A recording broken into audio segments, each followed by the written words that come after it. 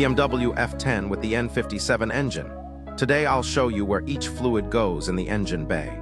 Usually when a fluid level is low, the car will show a warning message on the dashboard. So in this video I'll show you where to add each fluid. Let's start.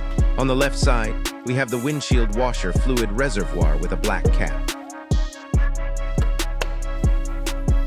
Next we have the engine oil filler cap. Usually it says BMW Castrol on it, because BMW recommends Castrol engine oil.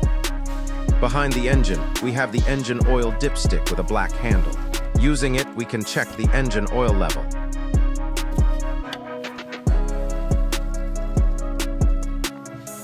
Next, we have the power steering fluid reservoir. It can be opened using a special internal hex tool. When tightening it back, it only requires about 5 nanometers of torque. Next, we have the coolant expansion tank. For this model, BMW uses blue coolant. When you remove the cap, you can see the min and max level marks inside. And finally, we have the brake fluid reservoir. Brake systems usually use .4 brake fluid. To access it, you need to remove this cover by releasing the 3 clips. And that's it. Thanks for watching. Like, comment, subscribe, and check out my channel for more workshop videos.